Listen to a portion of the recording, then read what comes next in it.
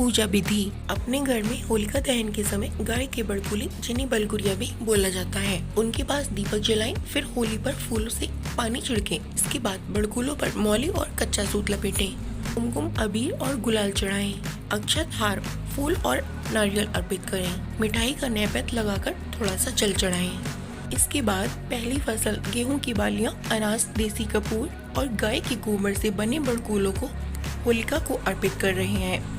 ये आप खुद स्मरण करें। फ्रेंड्स, अगर आप चैनल पर नए हैं तब प्लीज चैनल को लाइक, शेयर, सब्सक्राइब जरूर करें, जिससे कि आपको हमारे अच्छे वीडियो जल्द से जल्द आप तक जल्दी पहुंच जाएं। शास्त्रों के अनुसार पौराणिक समय में हिरण्यकश्यप नाम का एक राक्षस हुआ करता था।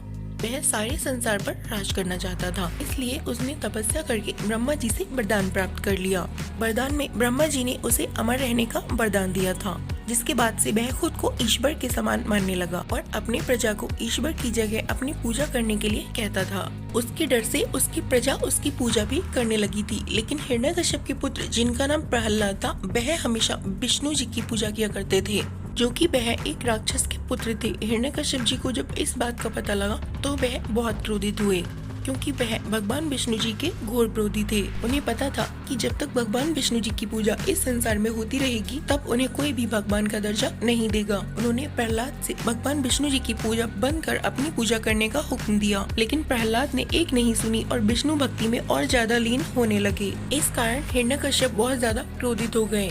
प्रहलाद विष्णु जी की आराधना करना नहीं छोड़ रहे थे।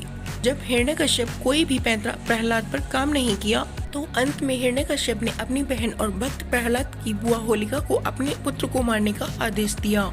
हिरण्यकश्यप की बहन होलिका को ईश्वर का वरदान प्राप्त था कि अग्नि उनका कुछ नहीं बिगाड़ सकती, अर्थात वह अग्नि में जल नहीं सकती हैं। इस वरदान का लाभ उठाने के लिए हिरण्यकश्यप ने बहन से प्रहलाद को गोद में लेकर आग में बैठने का आदेश दिया, ताकि आग में जलकर प्रहलाद की मृत्यु हो जाए। अपने भाई के आदेश का पालन करते हुए होलिका ने प्रहलाद को अपनी गोद में बिठाया और जाकर जलती हुई आग में बैठ गयी। लेकिन भक्त प्रहलाद निरंतर भगवान विष्णु जी के नाम का जप कर रहे थे। तब भगवान विष्णु जी ने चमत्कार दिखाया और होलिका को वरदान मिलने के बावजूद वह उस आग में जलकर राख हो गयी और प्रहलाद को कुछ भी नहीं हुआ। इसलिए कहा करते हैं कि बुराई चाहे कितनी बड़ी क्यों ना हो, अच्छाई हमेशा उसे मात दे ही देती है। चलिए फ्रेंड्स, अब हम बात करते हैं उन 2 कामों के बारे में जो हमें इस बार होली पर जरूर करने चाहिए।